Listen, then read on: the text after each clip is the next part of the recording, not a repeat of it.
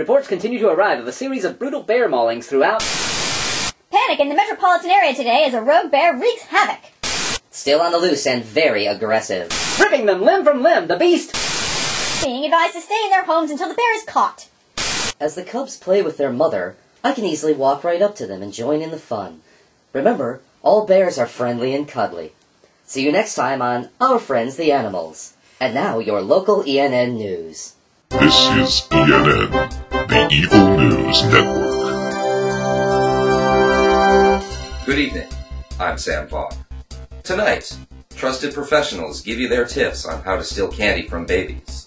Plus, how to convert your furnace to run on kittens.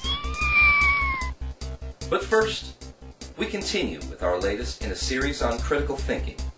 In this installment, we discuss the confirmation bias and why it is an essential part of suppressing independent thought.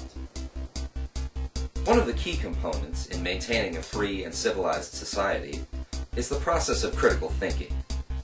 That is, identifying different ways of interpreting a topic, questioning the evidence, gathering information on the conflicting arguments, and objectively weighing the support for each one. And finally, making a reasonable, informed decision based on available evidence. Allowing this practice to continue runs contrary to our agenda of evil. Critical thinkers are self-reliant and difficult to control. Fortunately for us, people don't think critically as much as they could. Got me some lottery tickets, I'm gonna win $1 million! So why don't you put that money in the bank? Why don't you shut up? Hey, I just got $1 million from this Moroccan prince. All I gotta do is give him my bank account number, and the money's mine.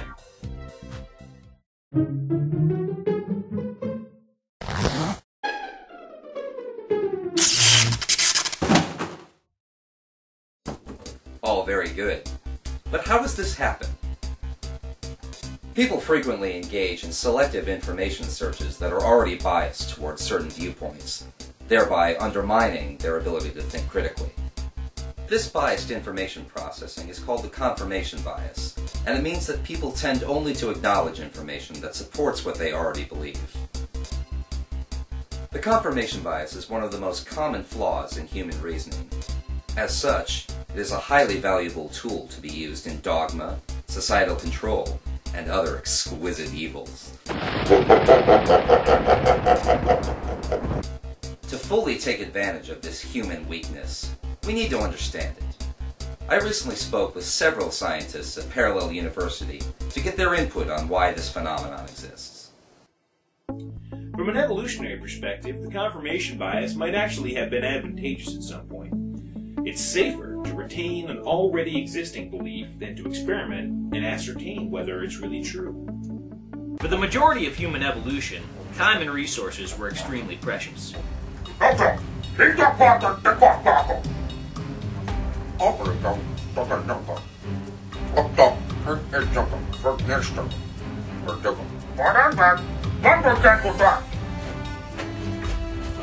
With numerous environmental dangers, an individual waiting for a full body of evidence risked the loss of life, resources, and mating opportunities. The confirmation bias was possibly retained as an evolutionary advantage. Cognitively, thinking hard requires resources and effort. Usually people can get by just fine by forming attitudes based on initial impressions and personal anecdotes, because these are more accessible than evidence based on solid empirical research. Maybe it's for this reason that much of the time we are overconfident in our own abilities to judge evidence and make good decisions. Time to begin the tedious task of finding the right company to help me refinance my home. Hey, a pop-up ad. Ooh, this company says they're the best. And they have a dancing baby on the website. I'll go with them. Well, you know, our natural need for social inclusion can suspend our abilities to think critically.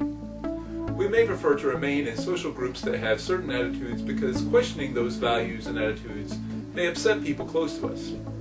Our friends, our co-workers, our family, and that can lead to unpleasant social repercussions. We're less motivated to continue believing in those things to keep ourselves happy, loved, and accepted by others. Why do you want me to jump off this bridge? It doesn't look very safe. Hey, if you want to be our friend, it's safe. I guess it's safe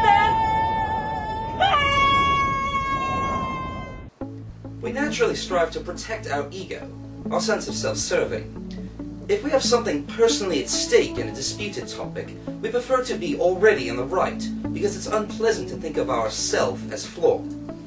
In the case of prior beliefs that with new information we suspect might be false, we protect ourselves from that information, thus preserving ourselves as not requiring change.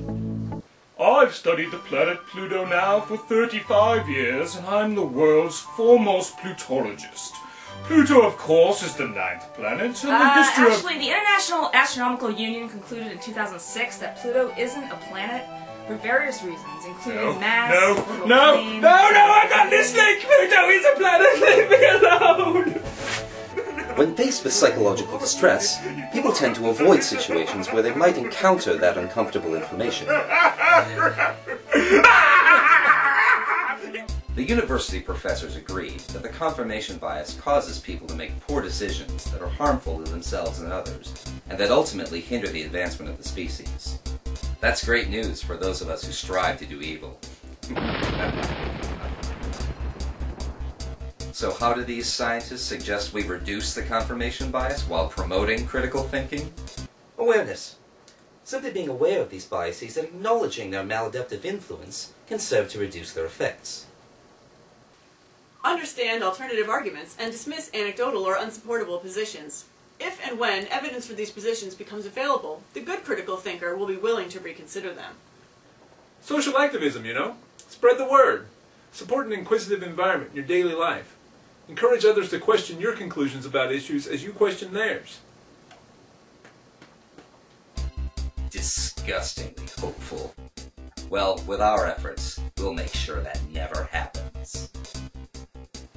We'll be back after these messages from Poacher Pete's Panda Poison. It's your bamboo. Protect it. Boy, I'd hate to be one of those people that thinks critically. I'd rather think about things that I already believe, like warm cuddly bears. Hey, there's one outside my window right now. I'm going to go let him in and give him a big hug.